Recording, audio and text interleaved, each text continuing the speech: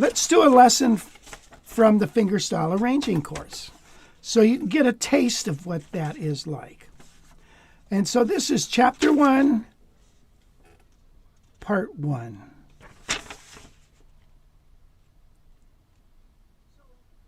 What this simply is we're taking the F chord and we're running a scale through it, okay? So when we do that, we come up with different chord voicings, right? So this, we're starting with an F major 6/9, and it's like too easy. You see that chord there if you want to. And we're just talking about group 1. I'm calling it group 1, which are these 4 strings, okay? And then now to F6/9 with a G on top, the 2nd degree of the key. F major 7 with the 3rd on the top. Now, what about the 4th on the top? Wow. Well, that is a different key or a different chord. No matter, you're not going to go like this, because that is now a dominant chord, right? Because it's got a tritone in there. So we can't use that. It doesn't work. You have to change it to the 4th chord. Okay? So far now we have...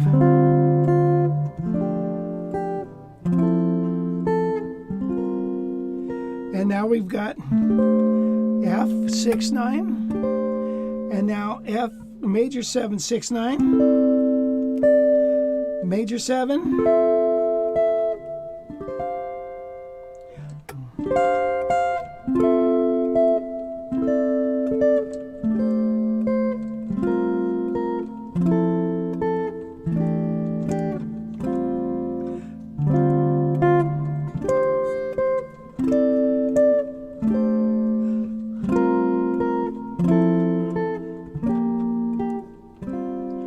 Did you know Twinkle Twinkle is the same as the ABC song?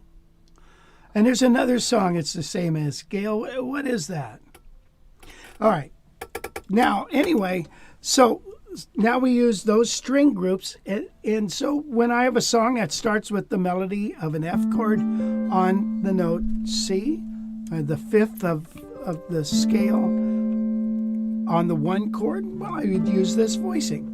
You see, in fingerstyle arranging, you first have to learn chord melody. And then you can take and start putting in the bass lines and all that stuff. Now let's look at group 2. Group 2 is quite simple. It's playing now the scale on that string. Okay? So now we're going to go like this. C6, C major 13, F major 7 over an A, and now we're going to use an F over a C, and then this guy, and then we're going to use a major 7 with a flat 5 just to spice it up instead of like that. I'm going to use that just because I get sick of the major chords all the time. Okay, so now I have...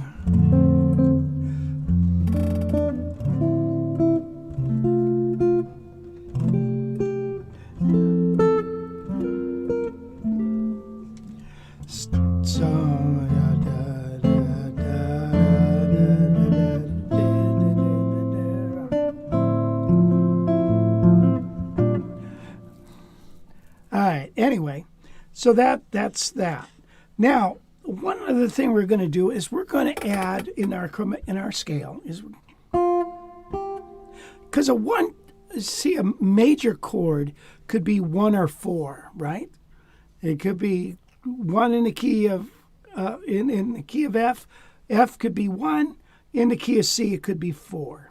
So in the key of C, we kind of changed it a little, so it went like this.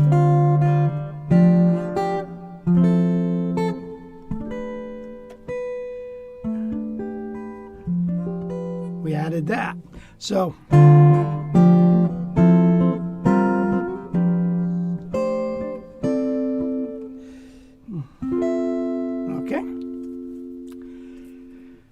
anyway, so that's the start of it. And then we do another group in a different key, and then it goes on and on. And your goal is to expound on that in different keys.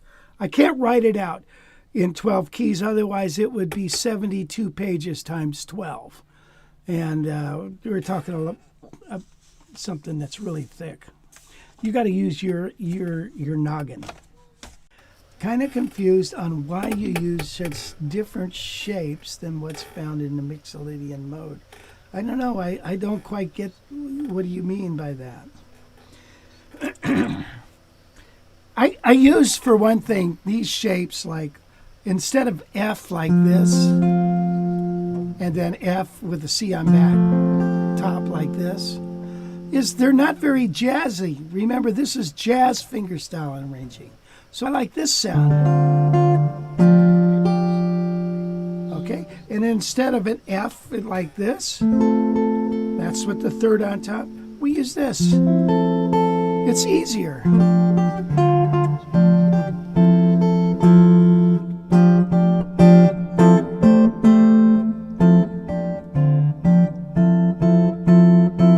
You see? So that's one of the reasons I like just those particular stacked voicings, because they're not, it's more jazzy sounding than playing a F chord like this or an F chord like this with a C on top. It sounds very bland. You know?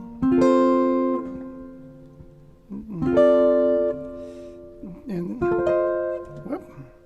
Can't even play that anymore.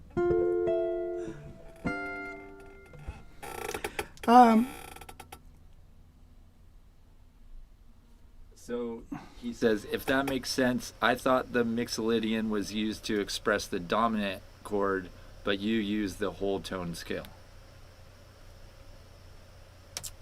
Yeah, the Mixolydian mode, quite frankly, is starting a major scale on the fifth degree, right, and going to its octave.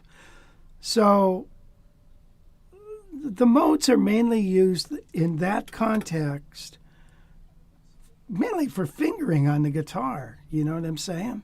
You know, a treatment over a C7 playing the Mixolydian mode, right? It's pretty bland.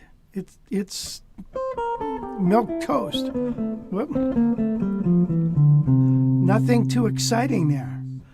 So I don't know which one I did the whole tone scale. Whole tone scale is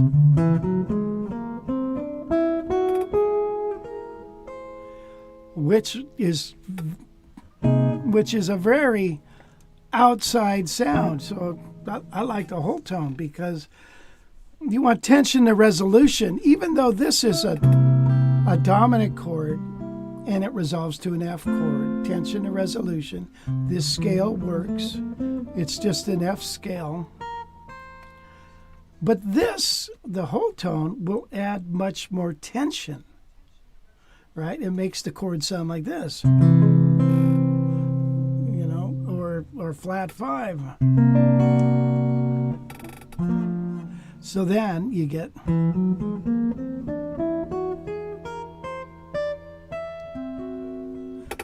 so it adds more tension.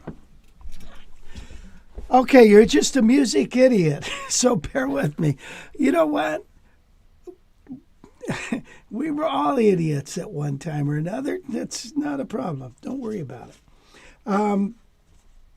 Just try to learn as much as you can. You're asking questions, and that's the most important thing.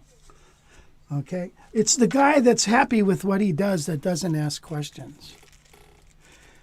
By the way, all my guitars are strung with the Rich Severson custom string jazz blend. Thick, deep tones, fat, high notes. 13, 15, 20, 28, 38, 48 hike. A guy sent me a set of Tomastic George Benson gauges, and he goes I think it's 12, 16, 20, 28, 38, 52, something like that. So, hi, Rich here again. I just wanted to say thanks for checking out my videos. If you like it, hit the thumbs up button. And if you haven't already, please subscribe to my channel and sign up for those notifications so you can see all the cool guitar videos we put out each week. If you want more lessons right now, I have hundreds of them at guitarcollegelibrary.com. Check out our low-price monthly streaming memberships. And if you want to learn jazz, check out my course, Jazz Guitar Improv. I take beginner jazz players and get them playing awesome solos on the fly. You'll see the link for the JGI course in the description below. Hey, thanks again for watching my channel. We'll see you again real soon with a new video.